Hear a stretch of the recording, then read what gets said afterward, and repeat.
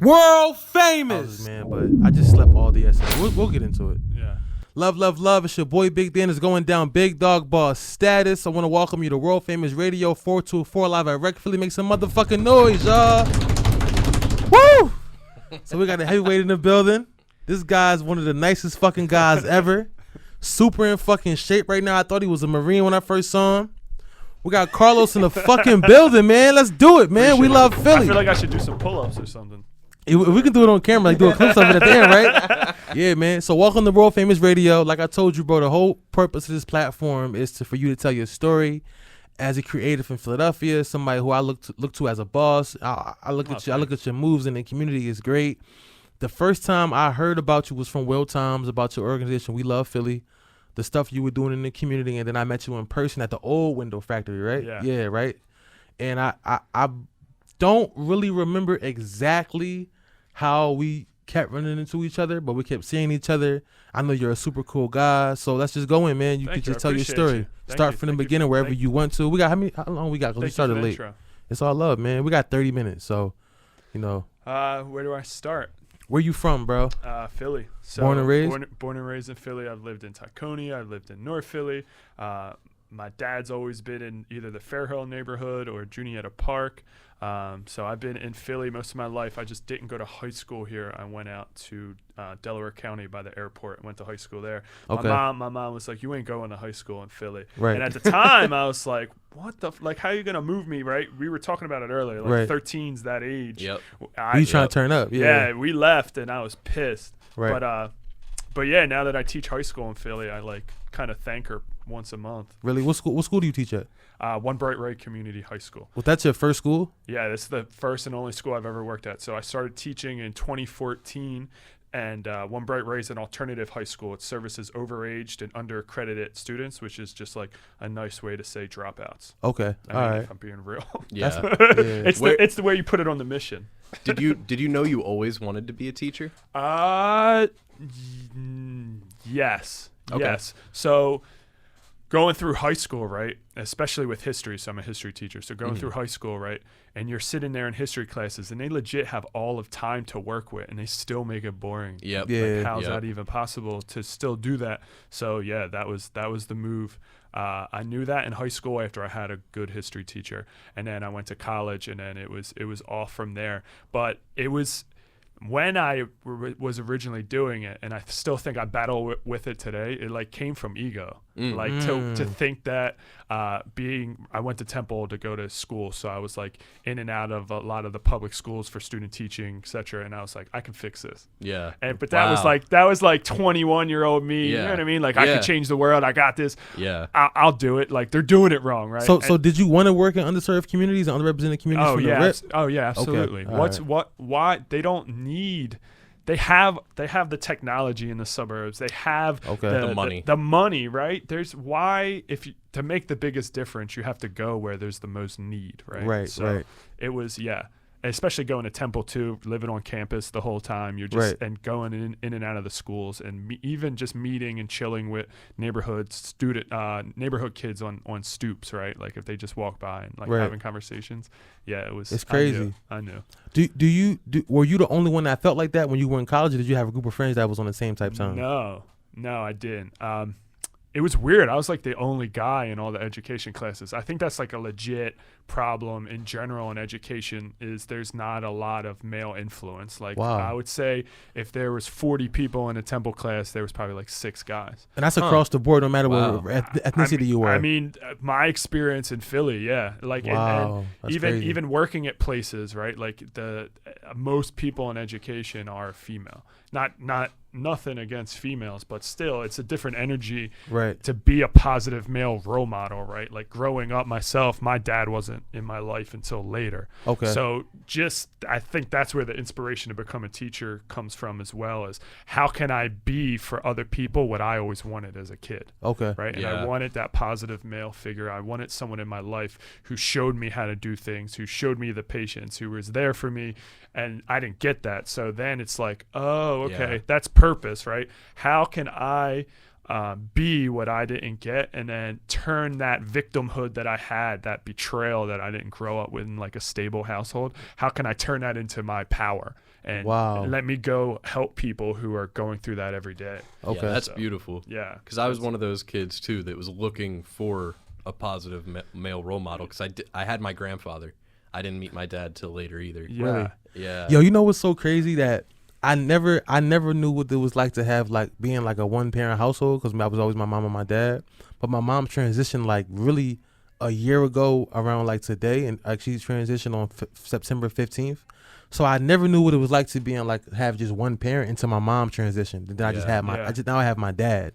And I'm like, wow, like now I know how it feels 31 years later. Like, yo, I never knew what a friend or anybody felt like just having one parent. I never got that. So that's crazy. Yeah. I felt the opposite. It felt weird to me to have both parents. Really? Because I met my dad at 12. So like I went through and honestly, I didn't live with my mom until I was 12, 13 either. Where'd you live at? My grandparents. Okay, They raised me until I was like 12. But I never got that either, how like grandparents raise the kid, but the parents are still in the world. I always wondered that, like, how does that work? You know what I mean? My mom. Drugs. Yes, I was just gonna say. No. I know it's true. drugs. I'm just saying, like, I always never understood, like, how. Sorry, mom and dad. No, I mean, it's so true though. Like, I just never got it though. Like, how? Like, so y'all looked at y'all grandparents as like parents. They were my parents. Yes. No. So you loved them. I didn't. Okay. Go ahead, finish, please. I didn't when they were raising me though. I resented them because I didn't understand why my parents weren't around. Okay. Wow. Yeah. So yeah, my grandmom, she had a string. So all the trauma in my family comes from my grandmom. And well, I don't want to say all of it comes from her, but because it was probably passed on to her. It's karma. Yeah. But when I went to live with her, I was like 4. So like from 4 to 8, my mom couldn't take care of us. Drugs, alcohol, the whole thing. I was 4 as well when I got dropped off. Yeah. Are you serious? Exactly. Wow, man.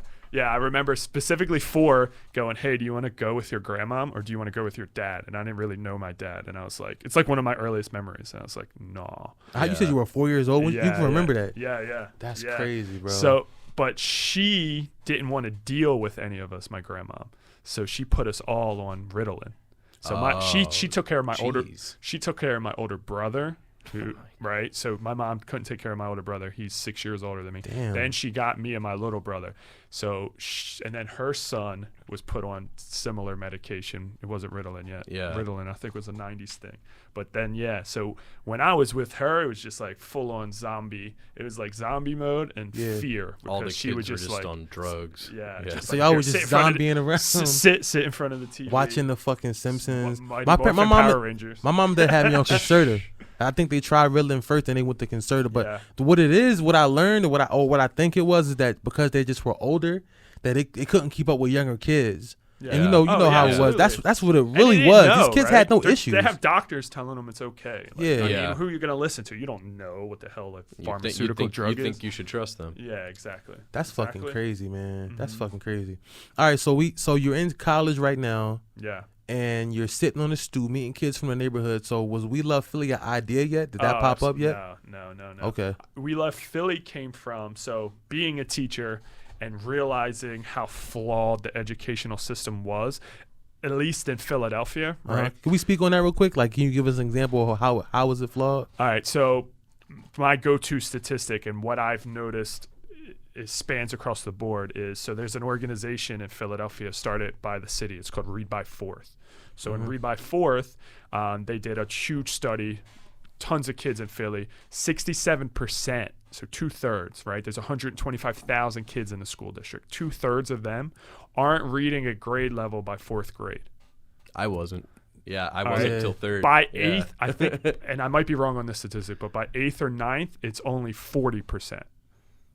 Wow, are you serious? Yeah, or it might be 60. I'm flip-flopping one of those, but still. Right. Kids, people growing up in Philly that have been through the educational system, there's a good chance they're not reading at grade level, right? So that's twofold. So now it's self-confidence, self-esteem, because this is something you're supposed to know how to do. All these teachers assume you know how to do it. So now you have to relive that trauma of not knowing how to do it every single day in the classroom. And they're forcing you to do it, but they don't know that you don't know how to do it. Yeah. Now you're like, read this paragraph, and you're like, like that's traumatic if you're a teenager, because you think everyone cares about what you think, right? You think you're the center of the universe. Everything's about me. So to not be able to do that and then be on that stage of the classroom where, right, like I know a lot of my students, they never even been off their block, right? So if they're in the classroom and all eyes on me, like that might as well be a stage with 10,000 people. Yeah. So if that trauma inside of the classroom, WeLovePhilly came from realizing that and going, we need to get students outside of the classroom and make the community the classroom. Because I did that through an organization called Students Run Philly Style, where I was mentoring students to do long distance running. So we were training for Broad Street Run, half marathons. So once I saw them outside running around Philly, seeing different parts, having fun, making relationships, they're like, I still talk to those. This was like 5 years ago. I still talk to those students. They're all still friends. I saw them at the protest this summer. And I was wow. That's amazing. And that's all black kids or black and Puerto Rican. Yeah. Okay, cool. Yeah. That's what it's about though, right? Like how can we start at the bottom, build that self-esteem step by step. And the best way to do that is to take them out of the environment where the self-esteem has been crashed. I mean, it's not all school's fault, but it's a huge part of a kid's life. So that's where WeLovePhilly came from. How can I get them out of the environment and use the community to teach the students? Because it shouldn't just come from teachers, right? There's no reason why the teacher should be the only one teaching the student, right? Like back in the day, it was neighbors, it was community, it was whoever. We trusted one another. So how do you rebuild that trust? You let students lead the way, right? Being a history teacher, all social movements, it seems like in our country, come from the youth. So let the youth be the ones that teach the older generation, hey, this is our community. We're going to come together. We're going to trust each other. We're going to fix it.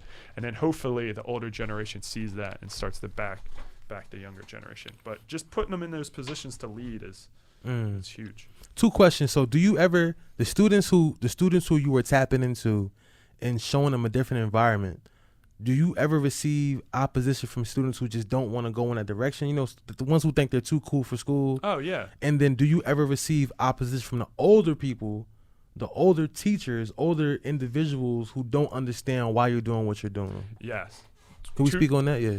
So with the teachers, it's like, why are you doing so much? Right? Really? It's ego. They'll ask you that. No, they won't say it. I mean, well, you can feel it, like Okay, it's just oh, like what you're like. Example, you're doing a 14-hour cleanup. Like some teachers will support it, but some people are like, you're doing too much. You're making us look bad. Do less. Wow. Right? And you doing this is going to make me have to go do it. But that's that scarcity mindset, right? Like there's no reason why you can't find, this is me. Like, I'm not expecting you to do that. I have boundless amounts of energy. Like, this is how I get it out. Right. And I'm going to give it out to the students. There's something that you could be doing too. It doesn't have to be like you're doing too much. It could be like, how can I take my skill set and then use that to influence students too? Yeah, because everybody has something that they could contribute. Yeah, exactly.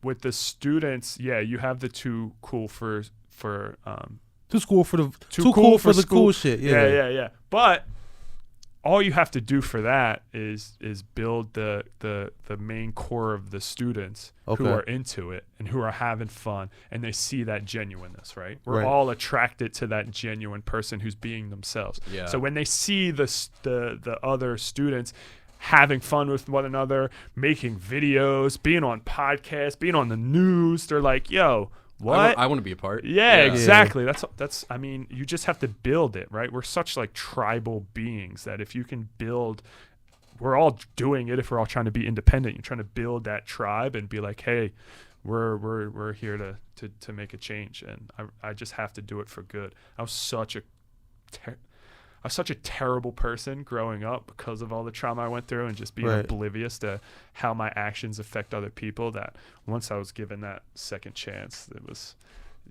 So when did your second chance start? And you said like, I don't want to go into how like you were a terrible person, but when did you receive that second chance, and what made you seek that second chance out? Do you have any questions? No. Yeah. No, absolutely. The second chance came from like going within, realizing first that I was a bad person, realizing. What does that mean? You're a bad. If you want to go into detail on World Famous Radio, you can do it. But I would manipulate everyone to get what I want. Okay, and think it was okay, like it was normal, like whatever. Like I'm gonna get my way, and I know like deep, like emotional. I knew how to like. It was bad, but it all stems from your own trauma in your own childhood, your own lack of love. So you're like, why trust these other people if the people in my life didn't love me? Like they're not gonna love me. Who cares? Just use them, get what I get, and then roll out, right? Mm-hmm. So that's heavy, man. that mindset, right? The ones who really loved me, though, then this is what tripped me out. Then this was like that helped me with that awakening. The people who really loved me already knew that about me, and they didn't care because they knew that under that there was something else there that I didn't even realize. So when they forgave me and I like started to have my own epiphanies, and they were all like, yeah, we know, but like we know underneath that, like you are like this, like you have this spirit that could just like help, and like you're really a good person. You just haven't dealt with the trauma. And once they forgave me, and once they like really saw me, and they were like, "We love you anyway," that was just like, I do deserve to be loved. So if I deserve to be loved, I gotta help other people realize they deserve to be loved. But you gotta deal with your own demons in your own closet. Did you struggle with that transition in any capacity, or was it easy? Because we both know Leonzo, and I remember when Leonzo was talking about his transition into from I don't want to say his old name, but from so and so into Leonzo. That he was hungry for that transition. Like I remember we had conversations. He was like, "Man, I knew I needed that to become who he is now." And I think his transition has been like maybe like a 5-year thing into this totally new person. But it was always him.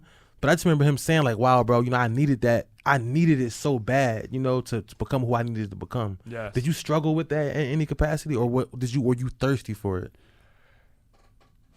Originally, I didn't care, right? I was like, I'm cool. I can just be a teacher, right? And I can just do what I'm going to do and then just go with the flow or whatever. It wasn't until I started to realize all the wrongs I did and then call the people and ask them for forgiveness and even just let them know, yo, this is what I was about. Like, I'm sorry. And then having them go, it's fine. Like, I appreciate you doing this. That made me go, okay, I'm on to something here. That's when I got hungry. I was like, I need a mentor. I need to find people who can like help me through going from completely dark to like completely light, right? And when you say Leonzo, that's what I think of, right? Yeah. One time for the whole village, by the way, man. Yeah, absolutely. Someone who's just like that ball of light. And I never met people like that. But the cool thing, and I don't know if this is universe, God, whatever you believe in, whatever you want to call it. Once you really what's the saying? Once you ask, the master appears when the student is ready. I've heard that. Ooh. So once I started to like, that's a gem. That's a gem. Once I started asking it, I'm like, man, I really need to find something. I need to find people or community. I need guidance. Literally the next day, I like came across it. Like met these people. They taught me meditation. The whole showed nine. Up right in front of you. Yo, it was wild. Like literally the next day, and I was like, okay, that's like, all right. That's the universe. There's the synchronicity. You finally found your path. You manifested it immediately because that's what it's supposed to be. Right. Not this other BS you've been doing. Like, this is it. And then that was probably like 26 or 27. And I've been on the journey ever since. So my question, real quick, you got any question? No, My ahead. question is, so you said that you were kind of like a bad person before that transition. But you were also trying to do good in the community with kids. So how would that work? Did you feel bad for trying to feel good and do good, but still felt like you were bad? No, I just that was the balance. That's what I told myself, right? I can be whatever on the outside, and then I can balance it out by being like a teacher and committed, etc. But even still, the committed teacher, etc., was still driven kind of by like ego, right? And it was just like, I'll figure it out. I know it. Like I'll do it. And it was just like me. It's on me to figure it out. And that's not like. Talk to the mic, yeah. Just that only gets you so far, right? Like you're gonna hit a wall, or someone's gonna call you out on it and be like, "You're not doing it for X, you're doing it for you." Right. So so like it was just like your own motive? It's like your own, and that's like that old pattern that I was trying to get rid of, right? Like once you asked, did you struggle making a transition? Like you like relapse on it. Right, like you're just like, oh, there's that pattern again, and then until you'll eventually you catch it, right? And the same thing in the classroom. Like I'd be still getting upset at kids, and I'm like, oh, I'm upset at you because you're like me, and that's what I don't like about me. Before I started transitioning and try to do better, I couldn't see that. I would just get frustrated and whatever. Right. But once you start to see that the reflection of you and everyone else, your energy is you. I do that. When it's the parts you don't like. Yes. Like that was. I remember this one student, man. He would question everything, but he would question it just to question it, to like look cool and be like, I'm challenging the teacher, but he would have no idea what was going on. Yeah. But I was like, that was me when I was younger, trying to like get the attention that I never got, and there was my stage, right? Yeah. But I would get upset at him and like be way more short-tempered with him, and then it was like, oh, like you do this, and you still even do it now sometimes in your 20s. Like that's one of your old patterns. Like, yeah. Wow. That's the blessing of teaching, though. You do learn so much about you, and you just learn to you have to deal with that stuff if you're going to be in the teaching game and care for the long term. If you're not going to care, me and Riley were having a conversation earlier. If you don't really care about teaching, it's the easiest job in the world because no one's watching you, right? You're in the classroom. Administration's so overworked. Like everyone, it just is doing way too many things that you could really skate by if you just like get cool with the kids. And you remember probably when the principal would come one day a year and the teacher's like, listen, he would give you the pep talk. We got to act like a class today. Yeah. Like, so there's that end. But if you really care and you really want to be a good teacher, it is. Like you saw, I'm working on school stuff. You pulled me in at 8:00. I'm still going. I've been going since 7. Right. So like that, if you really care and you're really trying to impact individual people, that's the dedication you need. And I say it all the time. If you're not about it, then don't be a teacher, because that's, at least in Philly, because that's what Philly students need. Because you could do more of a disservice. Yes, exactly. And you're taking up space. Yes, and not being consistent. Exactly. Man, I had a question. I got one. Yeah, go ahead. It's kind of on a topic of what we were talking about earlier. But what do you think the future of education is going to be post-COVID? With everything being on Zoom. That's what I wanted to ask. Yeah, all these different things. What do you think could be the next step? And I want to add to that. With everything being virtual now, do you think it's going to be an issue for kids who rely on school lunches to survive and like that food? So how does that work? I was one of those kids. No, as well. absolutely. Yeah. How does that work? So our school actually stays open as like a hub in case students want to come in. Okay. And if they need that, we can provide it. Okay. But it's such a. That's amazing. Yeah, that's good. It's still open for that. It's such a real thing in Philly. Like students come, some of their meals, like we have those students, like they come from that breakfast and lunch that we provide. Right. And I'll take students out, like if we come to rec or we go, like here's pizzas, and they destroy them.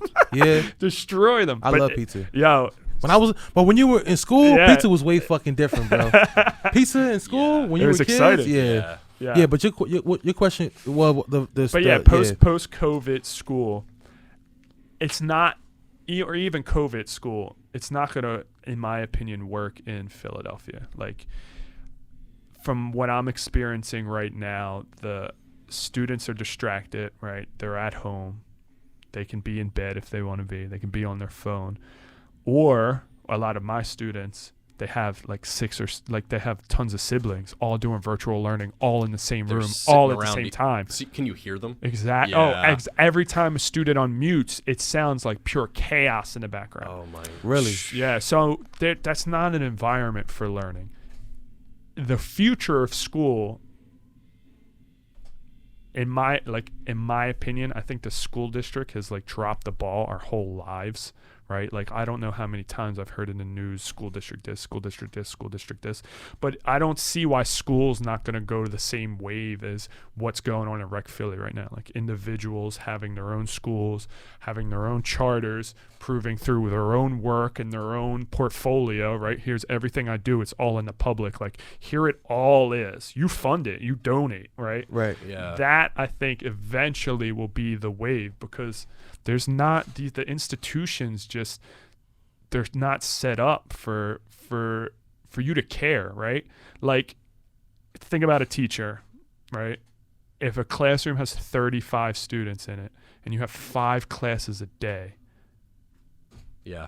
that's exactly, yeah. He saw them off trying to figure it out. Yeah, that's crazy. Like, how am I supposed to give the amount of love that I want to every single student and love myself and like give myself the rest and feel like I'm not shortchanging someone in that scenario? And then when I do feel like I'm shortchanging someone in this scenario, I feel bad, because I know that's like, I'm against that, right? So now you're beating yourself up about it, and it's not a good cycle.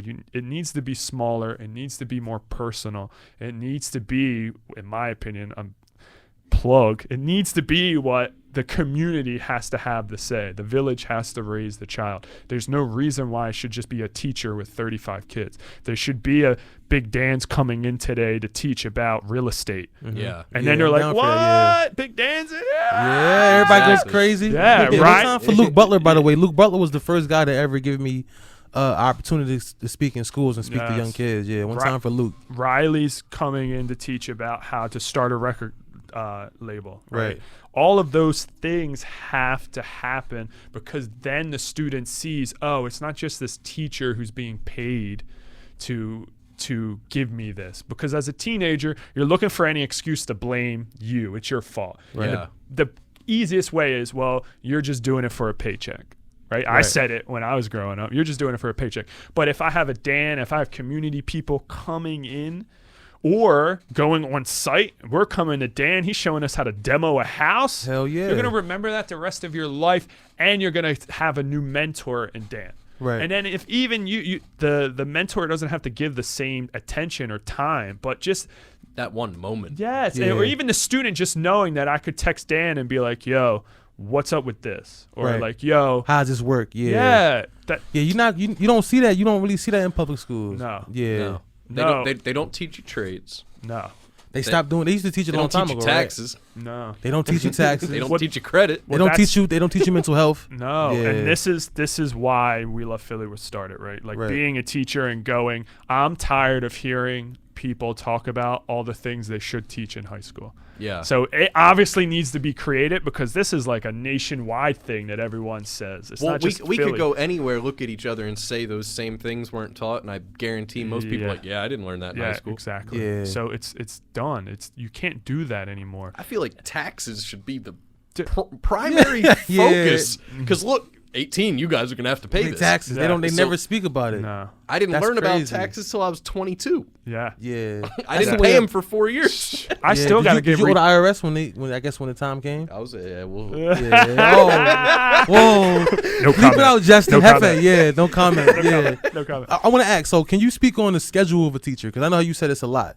So legit schedule. I mean, once again, If you care, right? if you care. Okay, all right, cool, yeah. So I'll go Versus if you don't care. versus if you don't care. Right. So I woke up at what time did I wake up today? I woke up at 6. Right. And then I walked my dog, and then at 6:30 school started at 8:40. So I started to grade, get ready for the next day. I also have We Love Philly stuff, so then I'd like try to set time for that. School started 8:40, teaching all throughout the day until 3. Yeah, till 3. From 8:45 to 3. To 8:40 to 3. And that's COVID. It was 7:40 to 3 before COVID. So. Right. And damn, I used to wake up at 5 before COVID. Right. So once that is done, I grade some more. I have to get ready for tomorrow. Now it depends. You can just get ready for tomorrow, right? You have to make the slides. You got to find the resources. You got to find the videos. You got to develop the questions around the video, discussion, all of that, right? Then it depends on what your administration for the school is like. So some schools are like, yo, you got to put in writing. So all that creating you do, all of the PowerPoints, everything you're creating, now you got to take all that and put it all in paper. And get and it justify approved, it. basically, So now you have to do that every single week for the 5 days that you're going to do it, or it depends on the school. And then inside of that lesson, right, those 5 lessons for the week, that's a part of a bigger unit that lasts a marking period. So then you have to, before you even do those, do a unit plan where you're planning out like the skeleton of everything. That's a lot, bro. And then like, yo, I'm gonna be real. And then grading, the grading is what probably takes the longest, and that's that if you care versus if you don't care. If you don't, you could just mark that shit, right? Exactly. If you don't I know care, if I was, I'm like, oh, I got an A on this. I'm getting A's crazy, mom. Like, and I thought that was good until I started teaching, and then I started leaving like a paragraph on a paper, and then having the kid come up to me and be like, "What you wrote on that paper, like, made me think this new way." Or thank you so much for writing that. Yeah. Once you see it's that personal one-on-one feedback, you have to think 2020, the kids aren't used to getting handwritten letters. It's like a novelty to them, right? Like, they're so used to text messages, email. So when someone like sits down, writes a letter, like trying to have a conversation, like they'll write back, give back the paper, and I'm like, good. Like this is that feedback. We're developing that relationship. Right. Teaching's all about developing the relationship, and you can only develop relationships when you give time and energy. And that's what good teachers need to be careful of, because you're always giving. And when you're a teenager, you're not thinking about giving back. Once again, you could be the greatest teenager ever. You're still only thinking about yourself. That part of your brain's not fully developed yet. Right. You're thinking about college. You're thinking about everything else. You're not thinking about how is my teacher's life. It's not until you're like 22 and you're like, wow, that guy was dedicating himself a lot. Once you learn dedication and you dedicate yourself to something, you're like, oh, yeah, remember that guy? Yeah, exactly. Yep. Right. Exactly. That's and crazy. those are the best things. And I feel like that's what the good teachers do it for. Yeah. Is for that memory to come back. Yeah. Like, you just got to be patient, right? Because it takes like 5 years, and then they show up at your door. They're like, coming back. And you're like, oh, yeah. And your friends on Facebook and shit like that. Yeah. That's crazy, man. Wow, that's a crazy schedule for a teacher. So what about burnout? How does that affect teachers? And then how does that affect the education of a student? Because don't you got to fight through it? You can't just take off days, right? Yeah, no. What is burnout? Like burnout is like when you just, like for me as an entrepreneur with my business, burnout for me is like, I'm just done. Oh, like, you know what I mean? Like, exhausted. you're exhausted. I'm just okay. I'm just done. Burnout's when I'm like, I'll just give the check. Not ready to fire. Okay. But you don't fuck that. You gotta, you don't. It's so real. Like, I'm not exaggerating. And if I literally eat brown rice and vegetables, like, because you need the energy. Yes. So you can't afford to eat no bullshit. No, and you can't drink at all during the week. Like, I tried to teach hungover once. Wreck. Not terrible idea. The kids didn't know you were hungover, but you felt it though. But it was terrible. Crazy. It was right when I started, right? It was, I don't know what it was. But it was 20 years ago and shit. It was, it's whack. You don't have the patience, right? Teaching is all about patience, not letting them see that you're getting upset, because once again, you're a teenager. You want to, like, once they're upset, you're like, oh yeah, look at him, look at him. I remember look at him, he's mad, he's mad. But I remember making our teachers cry in 7th grade. Oh, yeah. And I remember really thinking in 7th fun. grade, like, yo, this shit is crazy. Like, this woman was crying. Like, I was the devil as a student. I wasn't. I used to get teased a lot. I think that's we gotta. Are we done? I think. Okay, cool. Right, Give us 2 minutes. Thank you. Appreciate you. Yeah. Yeah. But no, burnouts is so real. I mean, that's the problem with education in general, is all of these people who are great teachers, they all quit. I remember being at Temple. We sat in a class, senior year at Temple. I was pissed at the time. He said, look around. He said, in 5 years, 70% of you won't be teaching anymore. I was like, bro, why are you telling me that senior year? Why are you telling me that freshman? Are you serious? Was it yeah, the truth? But yeah, it's true. All the good teachers are like, yo, if I am putting this much time and energy and I'm making X amount of dollars, I can go give this same time and energy to some other field and make way more money. Right. Yeah. And so all the good teachers, you lose them. And they go to the burbs. They could. Or they go do whatever, suburban teaching jobs. Yeah, they got some cushy they get salaries. Bread, they do. get kickback. They do. Yep. That's crazy, man. But yeah, it's burnout's real. Since we gotta go, where could we find out more about We Love? Oh yeah, WeLovePhilly.org. We Love Philly on Instagram. We love.Philadelphia on Facebook. Some nightclub guy got We Love Philly. That's crazy. You could buy it though. Yeah. He probably wants a bag though. I don't know. I never emailed him. But yeah, WeLovePhilly.org. Get involved in a young person's life, even if it's just one young person. For real, you can legit change a young person, especially in Philly. Right, young people are not getting enough love and attention. They're not getting what they need based on my experience being a teacher. So just you being a legit positive role model who goes, no, try it this way, and then just being consistent with them. For real, it makes the biggest difference in a young person's life. So yeah, that's my message. If you have that opportunity, just take it, because you get that energy right back once they start having all the realizations and they're like, yeah, thank you so much, and you're like, yes, that's why we're here. We need to build community. And yeah, that's amazing, man. That's amazing, man. Well, thanks, Carlos, for coming to World Famous Radio. I appreciate you. We got to have you back up. We got to figure some stuff out, man. Where can we find you on social media? Oh, like my personal page? Or do you want that? Do you want that out there? No, I mean, it's funny. Will's like, you need to set up your personal thing, do a personal thing, and I'm like, I don't know how to do that. I've always made it about other people. Go to We Love. Yeah, go to WeLovePhilly. We Love Philly. It's We Love Los, but ain't nothing on there. So it's just like me and my wife every like once a month. Right. Can people still donate?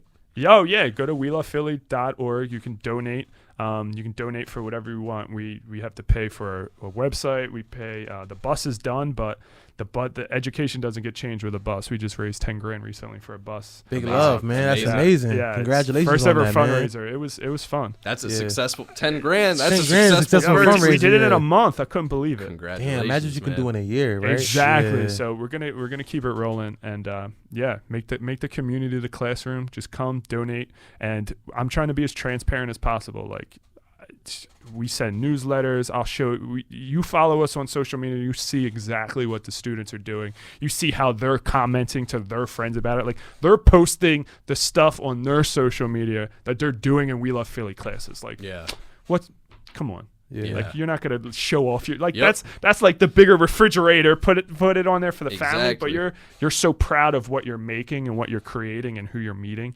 You're putting it on there.